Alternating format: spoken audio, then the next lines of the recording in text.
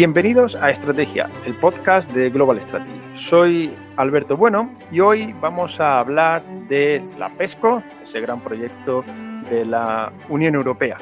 Para ello contamos con Beatriz Cózar, que es doctoranda en Ciencias Políticas en las universidades de Gante, en Bélgica, y a Pablo de Olavide, de Sevilla, en España, y es editora de la revista Ejércitos, una revista amiga y referente en el mundo de habla hispana en cuestiones de militares y de defensa. Así que, Beatriz, bienvenida. Hola a todos y a todas. Muchas gracias a vosotros por la invitación. Un placer estar aquí para hablar de defensa europea. Pues nada, un gustazo, la verdad, tenerte aquí porque, bueno, eres especialista, estás trabajando desde hace ya años sobre este tema, has escrito sobre el mismo en Ejércitos, por ejemplo, así que yo creo que una voz más que autorizada para hablar de esta cuestión. A ver, es cierto que la Unión Europea, su desarrollo en política de seguridad y defensa viene de largo, son muchísimos los temas posibles por tocar.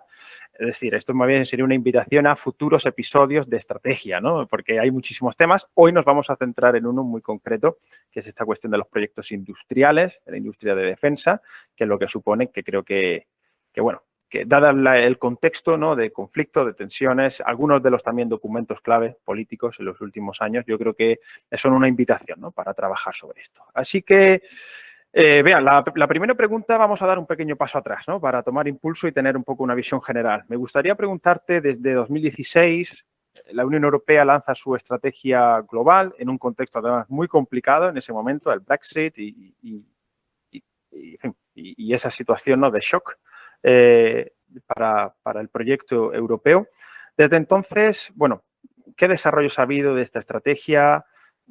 ¿Cuál ha sido un poco el pensamiento en Europa, en sus distintas instituciones, en la Comisión, desde los propios estados, etcétera, que nos permitan situarnos un poco en este escenario de eso que se dice la defensa europea? Bien, pues lo primero que tenemos que tener claro es que en 2016 la defensa europea volvía a estar de moda. No era algo del pasado, seguía siendo y sigue siendo una política intergubernamental. Entonces, nuestros oyentes lo primero que tienen que tener en cuenta es que hay dos palabras clave: voluntad y, por otro lado, intereses nacionales. Entonces, esto siempre hay que tenerlo muy en cuenta cuando hablemos de la política común de seguridad y defensa. ¿Qué ocurre? Que el año 2016 fue un año muy complejo, muy interesante y muy apasionante para los que nos dedicamos a estos asuntos. ¿Por qué? Porque nos encontramos cuatro condicionantes principales que impulsaron la política común de seguridad y defensa e hicieron que efectivamente estos temas volviesen a estar en las agendas políticas, que al final es lo más importante. En primer lugar, en 2014 Rusia decide anexarse ilegalmente la península de Crimea, por tanto las tensiones con la Unión Europea aumentan. Por otro lado, Trump había llegado a la Casa Blanca. Nos encontramos también con la mal llamada o mal denominada crisis de los refugiados en Europa y, cómo no, el Brexit. El Brexit fue ya la última puntilla que impulsó este avance en política común de seguridad y defensa, porque, como bien sabemos, es un país de corte atlantista. Por tanto, todo lo que hay iniciativas de defensa europeas siempre quedaban al margen. Y además todo esto se combina también con las consecuencias económicas que todavía estamos padeciendo en la Unión Europea. Entonces, ¿qué nos encontramos? La por entonces alta representante y exministra de Exteriores italiana, Federica Mogherini, anunció que iba a lanzar una nueva estrategia global de seguridad de la Unión Europea que vendría a sustituir a la de 2003, que la elaboró el conocido español don Javier Solana. Entonces, en esta estrategia global de seguridad se intenta dar un enfoque más amplio a la acción exterior de la Unión Europea, la vertebran en 5 ejes principales y pretende, pues, plantear una visión a futuro de la Unión Europea para que fuese más resiliente y más fuerte en el mundo. ¿Qué ocurre? Pues que realmente la estrategia global de seguridad coincide en el tiempo. Creo que había una diferencia de 3 días desde su publicación hasta que Reino Unido decide salir de la Unión Europea, y desde ahí se da el pistoletazo de salida. ¿A qué? Pues principalmente nos podríamos encontrar con 3 pilares. De un lado tenemos la cumbre de Bratislava, que se dio en septiembre de 2016, y los estados europeos pues reiteraron su intención de fortalecer la cooperación en defensa, un área pues en la que normalmente habían ido un poco más rezagados y lanzaron pues el paquete de invierno de defensa. Y además tenían la misión pues de trasladar la estrategia global de seguridad al ámbito práctico. ¿Y cómo lo hicieron? Pues a través de 3 iniciativas. Y aquí es donde aparece la cooperación estructurada permanente, la PESCO, o la revisión anual coordinada de la defensa, entre otras. A este plan de aplicación de la estrategia global se le une un plan de acción en defensa, es decir, qué podemos hacer para promover aún más nuestra defensa, pero ya también teniendo en cuenta el factor industrial. Cuando hablamos de política común de seguridad y defensa, tampoco podemos olvidarnos de la industria. Y esto es algo en lo que siempre pecamos. La industria está intrínsecamente ligada a la defensa de la Unión Europea. Así pues, la Comisión Europea pensó en que era el momento de fomentar y de crear el Fondo Europeo de Defensa. Es decir, que del presupuesto comunitario se financiasen proyectos industriales. Proyectos procedentes pues, de pymes, por ejemplo, de los distintos mercados de defensa europeos. ¿Con qué intención? Fortalecer la base industrial y tecnológica de defensa de la Unión Europea. El objetivo es muy claro y no era de 2016, sino que habría que remontarse mucho más atrás, porque la intención última es que la Unión Europea cuente con un mercado único de la defensa, lo que han venido a llamar también el Schengen de la defensa, ¿no? Y por último, ¿qué es lo que quedaría para unir a esta amalgama de iniciativas y de planes? Pues el plan de aplicación conjunta de la declaración UE-OTAN. Este es otro aspecto que tenemos que tener en cuenta, es decir, la política de defensa de la Unión Europea es complementaria a la de la OTAN, es decir, a la OTAN en general. No se trata de que sean excluyentes ni que una intente solapar a otra, se supone que deben ser complementarias. Y también un aspecto en el que se ha insistido desde las instituciones es que ninguna de las iniciativas que se den en defensa de la Unión Europea va en detrimento de participar en la OTAN o de hacerle sombra a la OTAN o de salirnos de la OTAN. Entonces, ¿qué es lo que tenemos? Pues que 2016 realmente fue el año preparatorio. O sea, fue un año en el que se sentaron las bases para determinar qué íbamos a hacer en los años siguientes. ¿Y qué ocurre? Pues que pese a la relevancia de todas las iniciativas, hay una que ha venido a ser la joya de la corona, que es la cooperación estructurada permanente. Permanente. Solo aquí, porque lo mencionabas, ¿no? De este año 2016 y desarrollos, la verdad que crucial, como vemos, se hablaba de la cooperación estructurada permanente como la bella durmiente.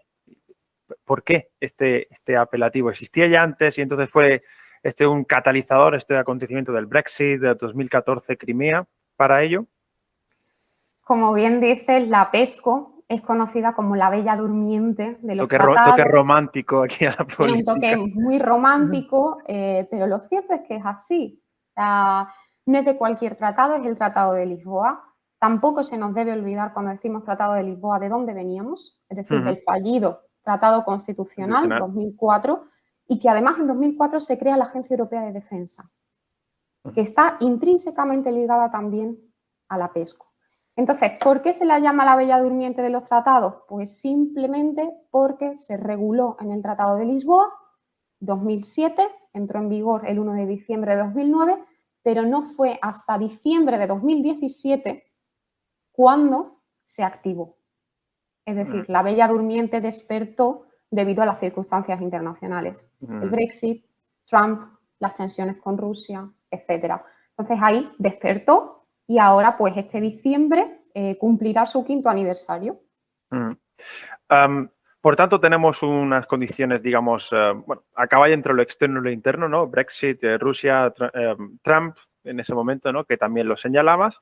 Y a partir de ahí, básicamente, un impulso por parte, un impulso comunitario en 2 direcciones, ¿no? La de poner recursos sobre la mesa, hablas de los distintos paquetes, o 3, ¿no? Por un lado, los recursos, poner dinero sobre la mesa. Por otro, el establecer distintos mecanismos, ¿no? Coordinados de planeamiento o también aludías a la CAR, por ejemplo, entre los distintos países. Y el último, el gran pilar industrial, ¿no? Un mercado de la defensa, una industria de defensa europea, lo que quiera que eso signifique, ¿no? Bien, a partir de aquí creo que tenemos perfectamente situado el escenario. Claro, en los siguientes años estas tensiones y estos problemas no se han disipado. Si acaso Biden, y como hemos comentado en algún otro episodio, ¿no? Hablando precisamente de la OTAN o demás, pues bueno, parece que vino a calmar las aguas en este sentido un tanto, pero tenemos otros hitos como la brújula estratégica, que por cierto no me resisto a comentar la oportunidad, ¿no? Es decir, que la estrategia global de la UE sale en un momento con el Brexit, ¿no? Que ha estallado, y la brújula estratégica sale simplemente, ¿no? Pues en este momento de guerra en Ucrania. Es decir, dos documentos, no sé si decir fallidos, si me estaría, en fin, aquí adelantando mucho o estaría quizás pecando por exageración, pero en cualquier caso parece que el timing, no sé, aquí como tú sabes perfectamente, ¿no? Admite discusión. Pero sobre la brújula estratégica, precisamente, y más allá de este punto, como es otro granito, ¿no? Es decir, ¿qué supone este documento en relación con todo lo que comentabas? ¿Qué visiones tienen los estados, ¿no? Porque hablabas esto de la UE con la OTAN, pero vemos que Francia, ¿no? Insiste en la autonomía estratégica. Un poco, ¿cuáles son las distintas ahora posiciones de los actores? Y me gustaría saber también pues, tu opinión y tu análisis sobre este documento que es la brújula estratégica, ¿no? Bueno, dos cuestiones que sé que no son sencillas. Pues la brújula estratégica o Strategic Compass, como dicen, ¿no? se aprobó en marzo de 2021, no, apenas o casi un mes después de que Rusia iniciase su invasión en Ucrania.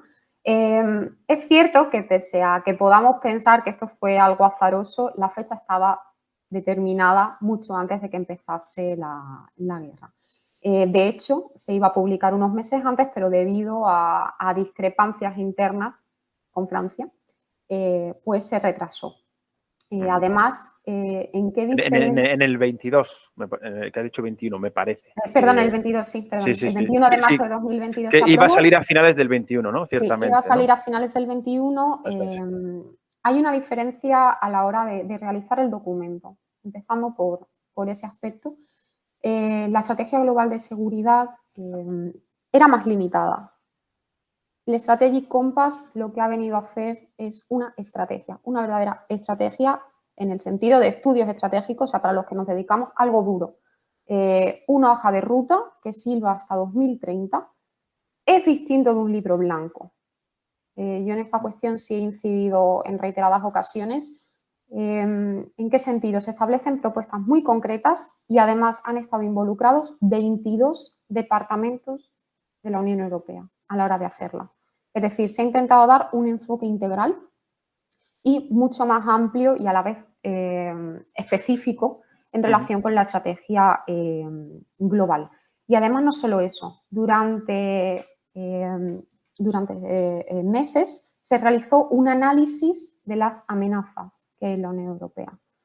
Cualquiera que se dedique a estos temas o haya leído un poco podrá saber, pensando un poco y de manera intuitiva, que las amenazas en la Unión Europea no son las mismas para todos los Estados miembros, no son las mismas para España y Portugal que para Polonia o Letonia o Finlandia, y lo estamos viendo perfectamente, ¿no? con la situación en Ucrania. Por tanto, se intentó hacer un análisis de amenaza contando con todos los servicios de inteligencia de los Estados miembros y sacar puntos en común. El Strategic Compass, una brújula, es decir, debe señalar hacia dónde vamos y para eso todos deben estar de acuerdo. Entonces, al final, lo que decía antes, es una cuestión de voluntad e interés nacional. Por tanto, política, ¿no? ¿Y qué es lo que ocurre? Pues que ahora viene la contraparte, un documento ambicioso, en mi opinión, nace desfasado hasta cierto punto. ¿Por qué? Porque si no contemplaba o si no contempla la situación actual en Rusia y el escenario completamente ha cambiado, ya nace desfasado. No en todas sus partes, pero es cierto que sí. Una lanza a favor de los Estados miembros y de la Unión Europea, en mi opinión, era un ahora o nunca. Es decir, era el mejor momento para que todos los Estados miembros se pusieran de acuerdo, porque además hay que aprobarlo por unanimidad. Entonces era el mejor momento para que todos los estados, dicho en términos coloquiales, tuvieran los pies dentro del tiesto y todos quisieran pues remar en la misma dirección. Esto que dices es muy interesante porque nos permite ver ese juego precisamente entre las politics, ¿no? Esa negociación política y las políticas públicas. Quizás desde el punto de vista del documento, si no fuera dado el contexto el mejor, o como bien has señalado, naciera desfasado, pero sí es verdad que quizás ese momento en el que se produce permite tener a todo el mundo en el barco, a que todo el mundo asuma y acepte y firme, en definitiva, ¿no?, en un documento necesitado de unanimidad, que la Unión Europea, pues bueno, necesita dotarse de este tipo de herramientas, que además, ha señalado muy bien, no tiene ese carácter de libro blanco, que es más quizás un libro blanco, un documento de reflexión, ¿no?, más general sobre, bueno, el momento en el que nos movemos.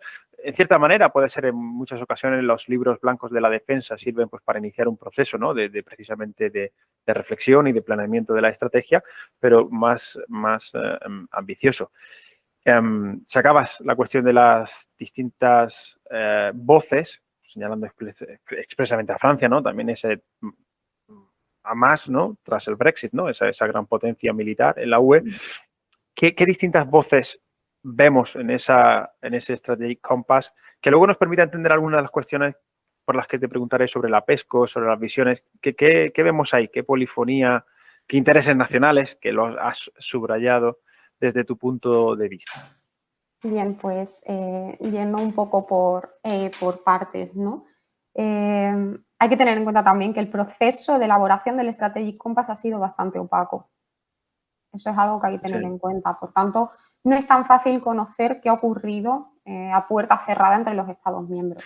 Por supuesto. Sí se sabe que ha habido problemas, especialmente pues eso, pues con Francia, con algunos matices o simplemente, por ejemplo, Suecia pedía que se incluyesen más referencias a la cláusula de asistencia mutua. Es decir, no se trata tampoco de grandes cuestiones, ¿no?, pero sí pequeñas matizaciones sobre el trabajo previo. Sobre lo que decíamos, ¿no?, de que los estados estuviesen todos atados en corto o todos en la misma dirección. De hecho, el Strategic Compass se aprueba el 21 de marzo, que es lunes, y cuando el alto representante y vicepresidente de la Comisión Europea, el señor Josep Borrell, llega al Consejo, lo primero que dice es que habían estado intentando hasta última hora meterlos a todos en el barco. O sea, es una declaración oficial que hizo a la prensa, ¿no? Tampoco solo debemos quedarnos en el pensamiento de que los grandes, y sobre esto hablaré ahora, son los que marcan la agenda. Al final es unanimidad. Si Polonia, Hungría, como estamos viendo a última hora, dicen no, no sale. También hay otro tema. El proceso, como he dicho, ha sido poco transparente. No se sabe qué ha aportado realmente cada estado, cuál ha sido su opinión. Y además fue muy curioso que se intentó mantener como todo en secreto, incluso para los funcionarios de las instituciones hasta el último minuto. Pero en noviembre de 2021 se filtró el borrador, antes de que Josep Borrell lo presentase a los estados.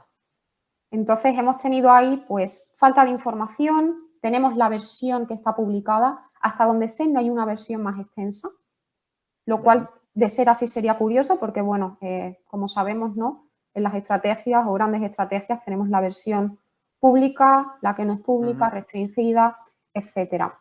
Y además sí me gustaría enfatizar pues, que el Strategic Compass no debe entenderse de manera aislada, precisamente por el momento en el que ha llegado. Debe entenderse mano a mano con la respuesta que está dando la Unión Europea en Ucrania, incluida la declaración en Versalles de 10 y 11 de marzo. ¿Y por qué? Porque sí es cierto que si se combina todo lo que ha ocurrido en los últimos meses, podemos entrever un cambio en la postura de la Unión Europea.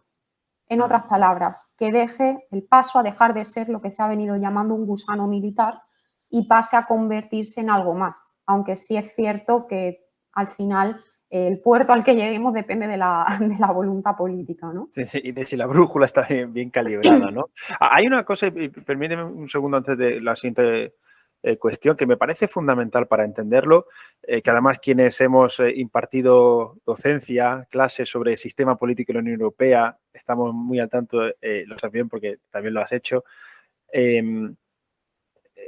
Muchas veces se pone el acento, ¿no?, en la Unión Europea en la capacidad atractora, de influencia, de presión, cada uno elija ahí un poco la metáfora que más le guste, de esas grandes potencias, ¿no? Francia, Alemania, las clásicas, ¿no?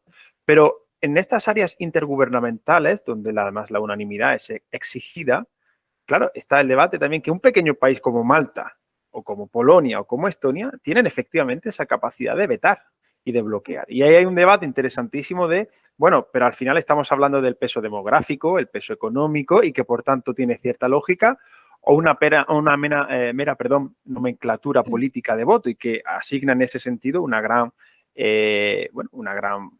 capacidad, ¿no?, de poner puntos sobre la mesa a pequeños estados, ¿no?, que no pasarían, dicho sea con todo respeto, por supuesto, que no pasarían de ser regiones en otros países, digo simplemente para calibrar el tamaño, ¿no? Y este es un debate que está en el seno de la Unión Europea, simplemente, siempre ponemos, ¿no?, muchas veces el acento en los grandes y quizás soslayamos esa capacidad de los tres bálticos, pues, sí, de Polonia lo mencionabas, que bueno, Polonia es un país mucho más grande, ¿no?, en todos los términos, o de otros países mediterráneos más pequeños, ¿no? Y esto creo que es muy significativo. Yo creo que para entender un poco la complejidad que bien señalas de la toma de decisiones. Claro, la pregunta siguiente, ahora sí es obligada. ¿Qué nos dice el Strategic Compass sobre la PESCO? ¿Cómo lo da de sentido? ¿Para qué orienta precisamente la PESCO? Vamos a ir entrando ahora sí una vez que tenemos este contexto que has dibujado perfectamente, ¿dónde están esas coordenadas que nos permitan entender la cooperación estructurada permanente? Bueno, pues lo primero que tenemos que saber es la definición. Es decir, ¿qué es la PESCO, ¿no? Esto de lo que se habla a veces y que no muchos entienden o no todo el mundo entiende los factores que la condicionan o incluso los actores que hay implicados. Bien, si atendemos a los tratados y para los más curiosos, en el Tratado de la Unión Europea, en los artículos 42.6 y 46, así como el protocolo 10 aparece regulada, pero ¿qué es lo que viene a decir? Pues que los estados que cumplan criterios más elevados de capacidades militares y que hayan suscrito compromisos más vinculantes en la materia para realizar misiones más exigentes establecerán una cooperación estructurada permanente en la Unión Europea. En otras palabras y mucho más sencillas, a través de la PESCO, 25 estados se han comprometido a cooperar de manera más estrecha en defensa. ¿Esto significa que antes de la PESCO no se cooperase en defensa? No, de manera rotunda. Al contrario, tenemos muchísimos ejemplos de proyectos multinacionales que, por cierto, algunos sí se han transformado en proyectos PESCO. Pero, ¿cuál es la diferencia o qué supone la PESCO? Pues que precisamente los estados ahora sí tienen un marco legal en el que planificar, desarrollar e invertir de manera conjunta en proyectos. Y aquí sí que no se nos debe olvidar que estos proyectos deben traducirse en capacidades. Lo que estamos pensando en última instancia es en las capacidades de la Unión Europea que se podrán poner en práctica en misiones y operaciones. Por tanto, ¿yo qué palabra señalaría aquí? Seguiría con interés nacional, industria y capacidades. ¿Por qué industria? Al final, las que van a desarrollar los proyectos son las empresas de defensa de la Unión Europea. En el caso del Fondo Europeo de Defensa, sí está sumamente claro cómo funciona el proceso de decisiones, qué papel tiene la industria, son ellos los que proponen los proyectos. En el caso de la PESCO, no. En el caso de la PESCO, al final es un mecanismo flexible, pero es político. Son los Estados miembros los que hacen de tractor para promover estos proyectos en la Unión Europea. Y además, ¿cuál es la novedad de la PESCO? ¿Por qué decimos que es importante? Es un mecanismo flexible, pero a la vez, y además más en defensa, ¿no?, que se acentúa la intergubernamentalidad, pero los estados se han comprometido aquí con 20 compromisos u objetivos que sí son vinculantes. Otra cosa es que los cumplan. Entre otros, pues una vinculación sui generis, por tanto. Exacto, o sea, por ejemplo, pues aumentar la proporción del gasto destinado a investigación y tecnología con vistas a acercarse al famoso 2% del gasto en defensa, el marco de referencia colectivo, ¿no? O, por ejemplo, incrementar la inversión en defensa en lo relativo pues a un 20% en referencia con la investigación, por ejemplo. Entonces, partiendo de la base de la definición y de que actualmente somos 27 Estados miembros, participan 25 en PESCO, es decir, Reino Unido por razones obvias no iba a participar porque estaba de saliente. Dinamarca se unirá la PESCO. Cabe esperar que en unos meses se una, porque el pasado 2 de junio, si no me bailan las fechas, el pueblo danés votó a favor de integrarse en la política común de seguridad y defensa. En 1992, con el Tratado de Maastricht, decidieron quedarse al margen gracias a una cláusula opt-out. Por tanto, las decisiones en política común de seguridad y defensa no le eran aplicables a Dinamarca.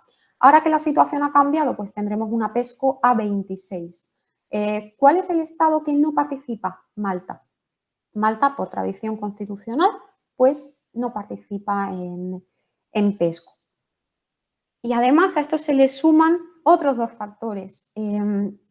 Por un lado, que podrán participar terceros estados, pero no en el mecanismo, únicamente en proyectos.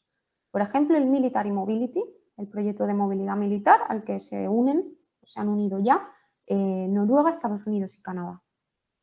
Es el proyecto más multitudinario y además está intrínsecamente relacionado con la OTAN. ¿Cuál era el segundo factor que decía que teníamos que añadir? Hubo un debate con la PESCO y es un debate que se arrastra. Hubo un debate franco-alemán entre la visión más exclusiva del mecanismo y la inclusiva, es decir, cuantos más mejor o solo los que podemos hacer frente al desarrollo de estos proyectos. Ganó la visión alemana, que era inclusividad, pero lo curioso es que en la práctica la PESCO es exclusiva, no inclusiva. ¿Por qué? Porque si se mira el número de participantes en los proyectos, que son pequeños grupitos, parejas, tríos, y también quienes participan más, se ve precisamente que las riendas las llevan Francia, Alemania, Italia y España, seguido pues, de Países Bajos y Polonia. Entonces, claro, todos estos condicionantes hay que tenerlos en cuenta a la hora de trasladarnos al Strategic Compass o a otros documentos pues, relacionados con la PESCO. Se incluyen numerosas referencias en el Strategic Compass a la PESCO.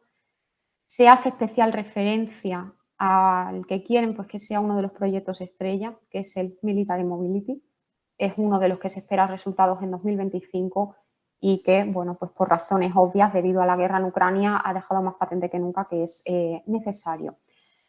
Y también, pues, una de las noticias más destacadas y que se incluye en ese apartado no relacionado con las capacidades de la Unión Europea es la capacidad de despliegue rápido de la Unión Europea.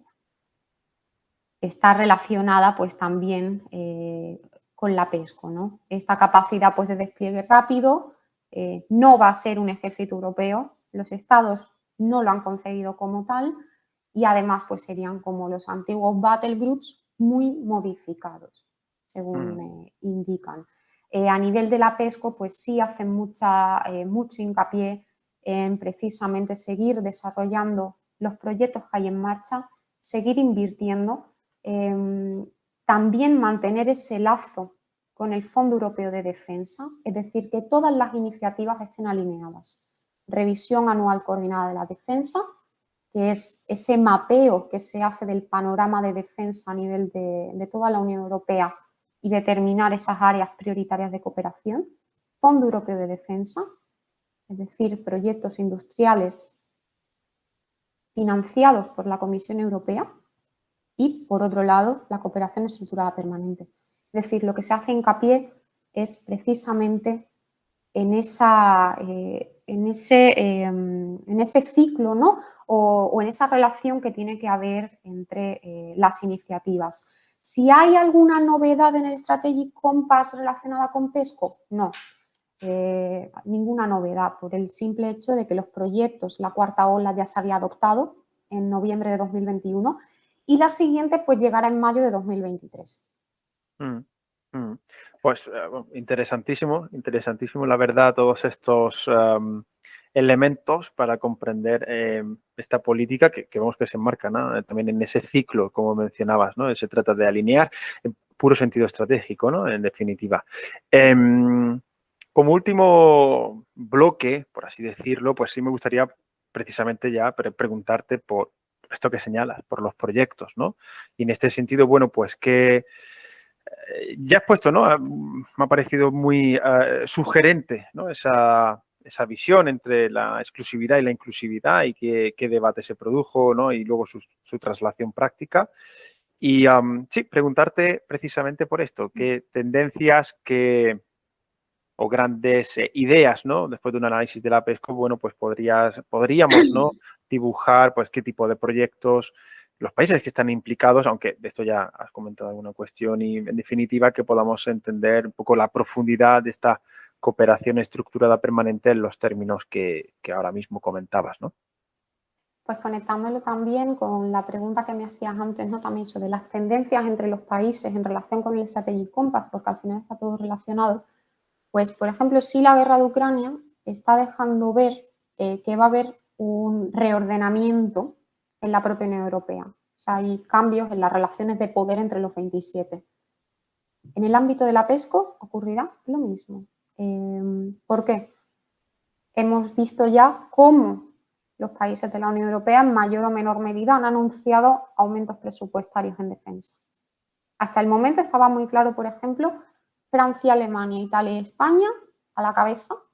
Además, también a nivel institucional siempre han ejercido el grupo de los 4, pero en el sentido, ¿no? de la PESCO, más allá de las cartas que han firmado las ministras de Defensa anteriormente y todos estos asuntos, es cierto pues que al final, si otros estados como Polonia llegan a casi ese 5% del PIB de su gasto en defensa, por supuesto, eso antes o después terminará traduciéndose en peso político. Por tanto, tendrán una voz fuerte en las negociaciones. ¿Con esto quiero decir que la industria de Polonia ahora mismo esté en la misma posición que la española o que la alemana o que la italiana? No. Pero si se va sumando año a año, sí es cierto que irán cogiendo fuerza. Este es un ejemplo. Otro ejemplo, y que además a algún oyente le puede resultar curioso, el de Países Bajos. Países Bajos está ejerciendo un liderazgo increíble en temas de la PESCO. Coordina el proyecto de Military Mobility, que no es un proyecto ni de desarrollo de prototipos, ni están reinventando la rueda, pero están ejerciendo liderazgo. Primero porque no temen esconder lo que hacen en relación con la PESCO, cosa que en España pues no se habla demasiado. En Francia se habla, pero tampoco tanto. Pero es cierto que no se le da promoción a los proyectos. Países Bajos sí. O sea, Países Bajos está ejerciendo liderazgo y además, junto con Polonia, seguirían el número de participación a este grupo de los 4. Uh-huh. En mi opinión, si efectivamente se materializan estos aumentos de inversión en defensa, pues sí, lo que tendremos es un escenario nuevo. En mi opinión será distinto al tradicional de 4 y a lo mejor nos encontramos pues un 3+1 o en lo que el grupo de cabeza pues sea Francia, Alemania e Italia y España pues quede descolgada. ¿Por qué? Pues por cómo estamos enfrentándonos, ¿no? a este nuevo escenario y la diferencia entre el aumento presupuestario anunciado en relación pues, con otros países. España, vuelvo a recordar, pues que no llega a ese 2% requerido desde 2014 en la Cumbre de Gales por la OTAN y que no nos acercamos, ¿no? Entonces sí es cierto que es muy curioso ver cómo este grupo que inicialmente ha ido a la cabeza y que además son, en el caso de España, muy proactivos en PESCO, me consta por parte de practitioners aquí en Bruselas que España es de los estados que más han promovido la PESCO. También porque en cierto modo es un salvavidas a nuestra industria de defensa. Y eso se ve muy claramente con el Fondo Europeo de Defensa, donde en la última convocatoria 147 entidades españolas participan. O sea, somos los que más fondos vamos a recibir a través del EDF o el Fondo Europeo de Defensa, ¿no? Entonces, esta cuestión debe tenerse muy en cuenta. ¿Por qué? Porque hay una relación también bastante estrecha entre quienes lideran los proyectos más potentes, por ejemplo, quién está en el proyecto de la Eurocorbeta o quién está involucrado en los proyectos relacionados pues, con los RPAS o en el dominio espacial, que ahora también hay proyectos en PESCO. ¿En qué sentido digo esto? Pues que pese a que el mecanismo sea inclusivo, hay países que su tejido industrial no puede hacer frente a otro tipo de proyectos que no sean a lo mejor los de entrenamiento. Es decir, proyectos más limitados. ¿Por qué? Primero, pues porque su industria a lo mejor no está preparada todavía. Por otro lado, no cuentan con la experiencia que, por ejemplo, cuenta Francia, que tiene a los gigantes europeos, ¿no? Tenemos ahí a Thales, tenemos a Dassault, que no están en la misma condición para competir que una empresa pequeña lituana. Con todos, por supuesto, mis respetos a la industria de defensa lituana y a las de los países bálticos, que son muy potentes en otros proyectos, como Ciber, por ejemplo. Entonces, sí hay que tener en cuenta lo que decía, ¿no? Es un mecanismo inclusivo, pero en la práctica vemos que los que más participan son los grandes. Y además también tenemos situaciones, yo en un artículo que se publicará próximamente, sí decía que Polonia incluso podía ejercer de disruptor.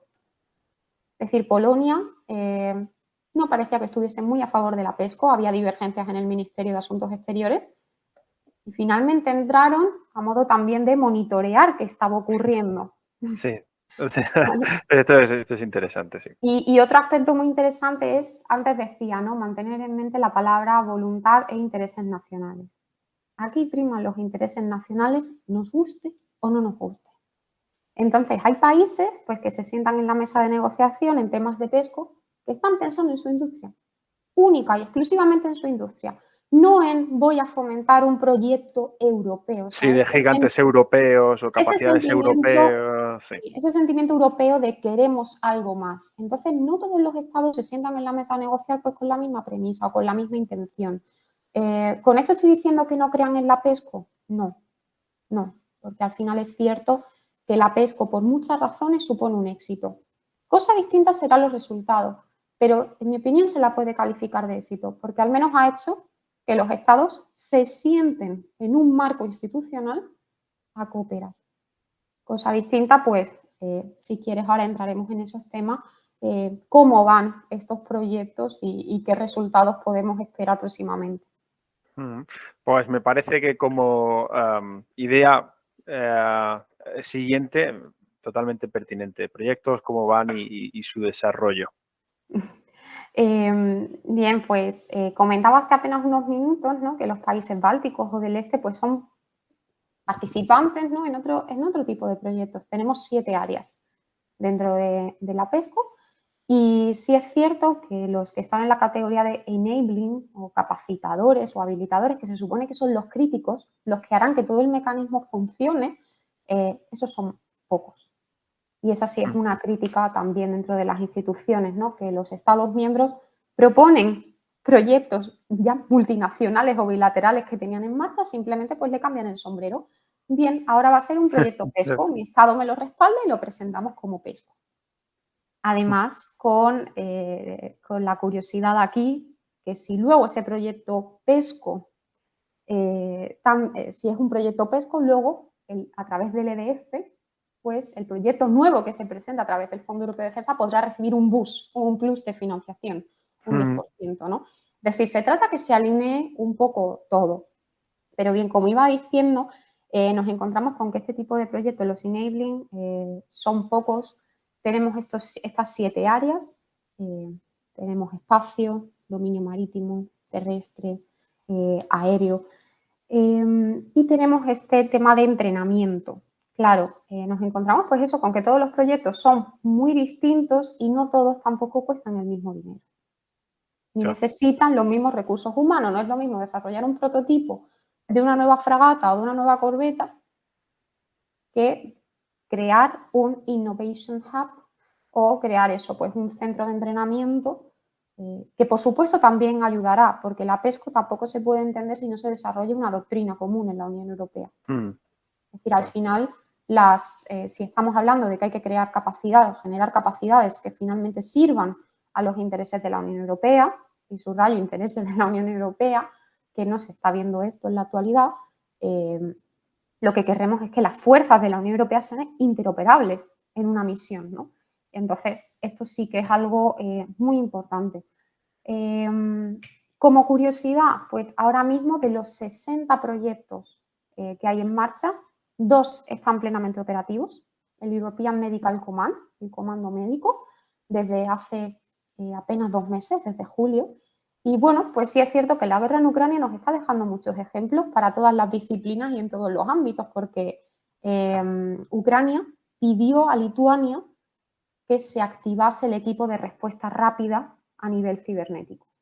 Entonces es la primera capacidad PESCO que estaba operativa, pero que nunca se había activado. Así que bueno, ha sido una buena ocasión para ver que algunos proyectos, pues sí, en determinadas circunstancias se podrán activar. Claro, no es lo mismo un proyecto ciber pues, que otro tipo de proyectos de más envergadura.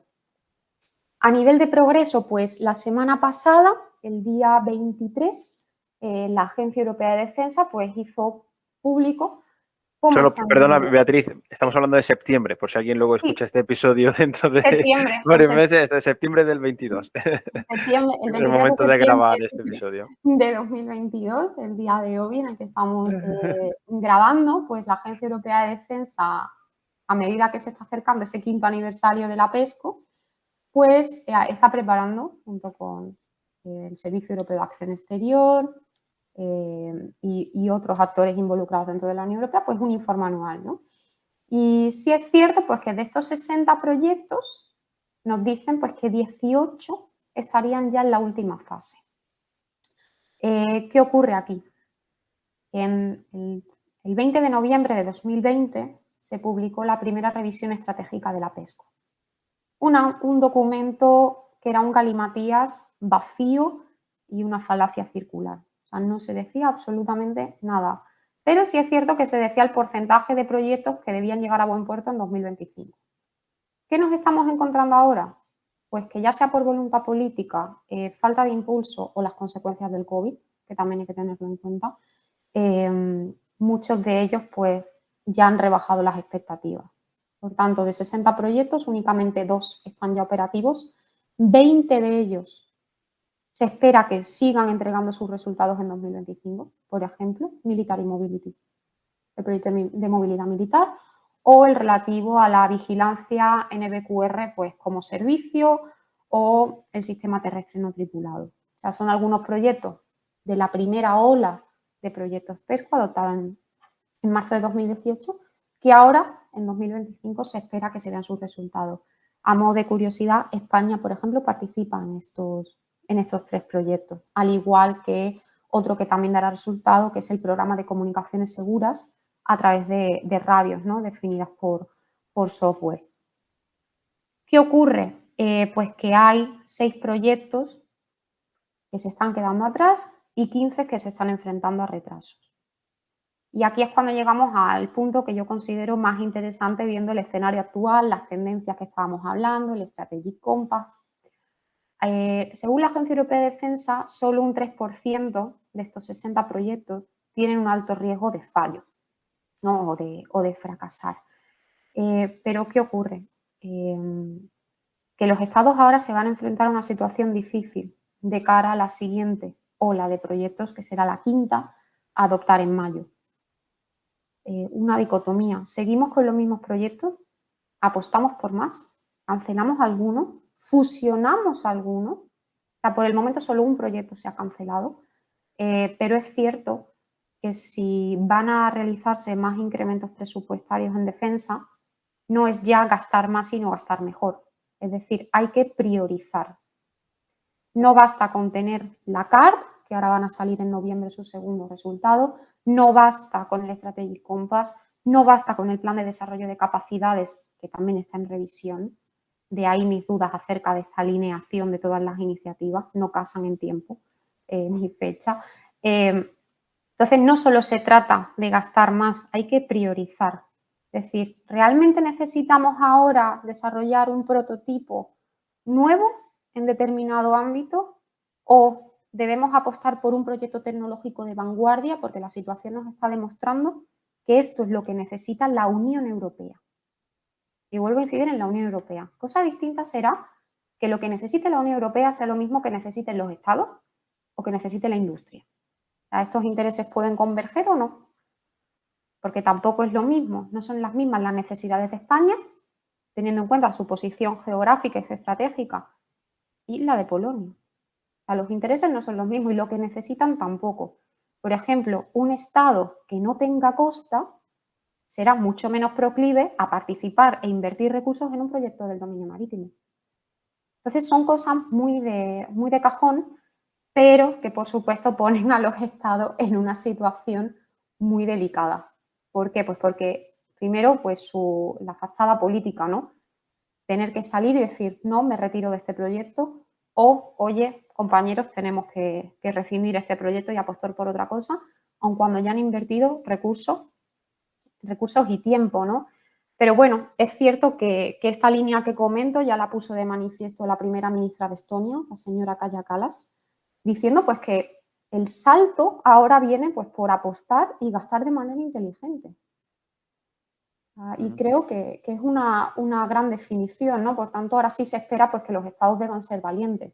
Al menos yo, como doctoranda en estos temas, pues sí espero que sean valientes y que tomen, ¿no? Pues las decisiones adecuadas. Y hablando de decisiones adecuadas, también me puedo referir a que se abran los temas tabúes. Como por ejemplo. El nuclear. Es decir, no podemos hablar de capacidades de la Unión Europea, de hacer más fuerte a la Unión Europea, de querer ser un actor global en el mundo que viene, es decir, un mundo de competición entre grandes potencias. De hablar el lenguaje del poder, que diría el señor Borrell. El señor Borrell efectivamente hablaba de ese lenguaje del poder y que la Unión Europea tiene que aprender a hablarlo. Es cierto que con la agresión de Rusia a Ucrania, la Unión Europea ha empezado a hablar este lenguaje del poder, al menos en mi opinión, ¿no? Ha intentado primar este poder coercitivo sobre el tradicional poder normativo, pero es cierto que las sanciones son insuficientes por sí solas. Es decir, en el caso de la anexión ilegal de Crimea, la Unión Europea había impuesto sanciones. Cosa distinta es que en la mentalidad de los líderes europeos no cupiese la idea de que podía haber en suelo europeo una guerra convencional de alta intensidad. Y a nivel de los Estados miembros y a nivel de la academia también. O sea, es un choque mental lo que ha ocurrido aquí. Entonces ahora pues están tratando pues de reponerse y reaccionar. Y esta es otra de las críticas. Tenemos una política de defensa y en general diría la Unión Europea reactiva, no proactiva. Y esto es otra crítica para el Strategic Compass y estos temas tabúes. No basta solo con decir la Unión Europea va a reaccionar si China, este rival, ¿no? sistémico, como se dice, y competidor, nos ataca de la manera que sea. No, hay que ir un paso más allá. No solo basta con ser reactivos. Y, por supuesto, hablar los temas tabúes. Me mencionabas antes, ¿no? Autonomía estratégica, concepto francés, que ahora ya está pasando de moda y va a ser, ¿no? Soberanía estratégica. También francés, también francés, ¿no? ¿Qué es la autonomía estratégica? ¿Qué es? Porque llevamos 6 años o 5 años hablando de autonomía estratégica, pero no hay una definición clara.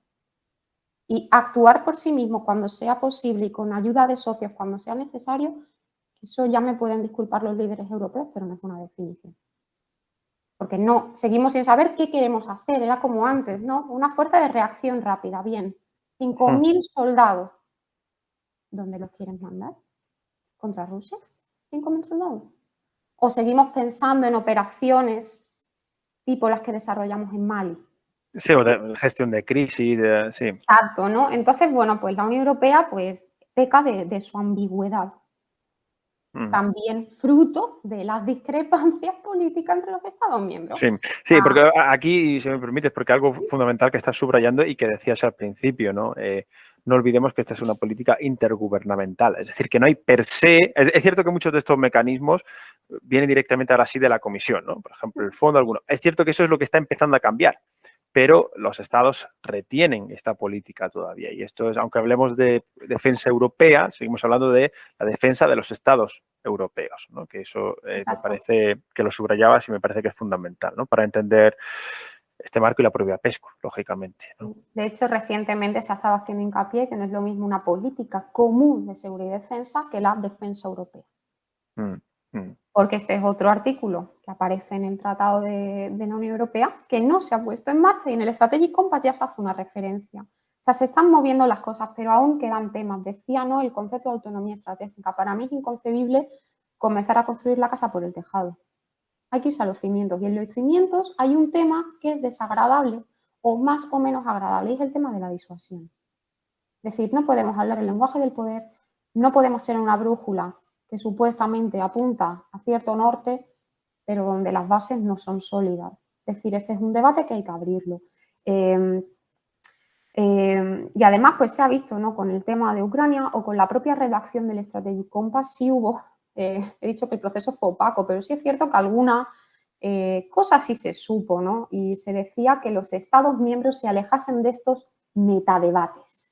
Es decir, no os perdáis en definiciones, no os perdáis en temas etéreos, ¿no? Y vamos a por cosas concretas. Pero sí es cierto que en el tema, pues, de la disuasión nos encontramos con esta falla, ¿no? Es decir, la Unión Europea no puede ser un actor relevante si no es capaz de garantizar la disuasión.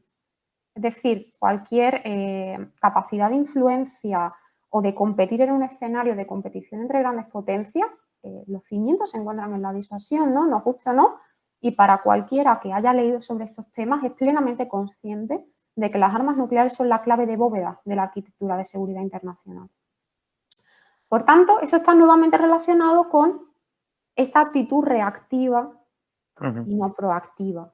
Entonces, tenemos ahí todavía una serie de debates, como por ejemplo, otra de las cosas que saltó a la palestra durante la elaboración del Strategic Compass. Los estados no querían revisar el headline goal. No querían. Que para quien no esté familiarizado, el headline goal, ¿a qué se refiere?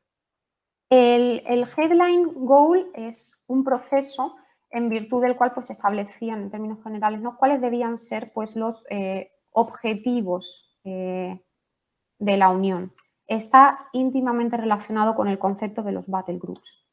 Por tanto, está asociado también a lo de la fuerza de despliegue rápido. Es decir, ¿cuál es este objetivo? ¿No? Y teníamos ese proceso, ¿no? De generación también de capacidades. Todo esto viene de la cumbre de Helsinki en 1999 para aquel que quiera leer un poco más sobre este asunto, ¿no? Entonces, incluso los estados a veces son reticentes a revisar ciertos documentos a la vez que van sacando más y más y más y más documentos. Y proyectos, ¿no? También de la propia Y cooperación. proyectos, ¿no? Entonces, por eso decía antes, al igual que muchos papeles, porque al final son papeles en cajones, deben ser revisados o incluso se debe empezar de cero, hay que tomar esas decisiones valientes de abrir estos temas pendientes. En el caso de la PESCO, plantearse si verdaderamente hay que parar y pensar qué necesitamos. Ahora, por ejemplo, sí se están viendo nuevas iniciativas, ¿no? Relacionadas, en cierto modo. La Comisión Europea ha propuesto, después de que se le encomendase realizar un mapeo de las brechas en inversión en defensa en la Unión Europea, una plataforma de adquisiciones conjuntas o que promueva las adquisiciones conjuntas con un importe de 500 millones de euros, llamado EDIRPA. Se supone que esto va a ser a corto plazo para reabastecer, ¿no? Los stocks del armamento enviado a Ucrania.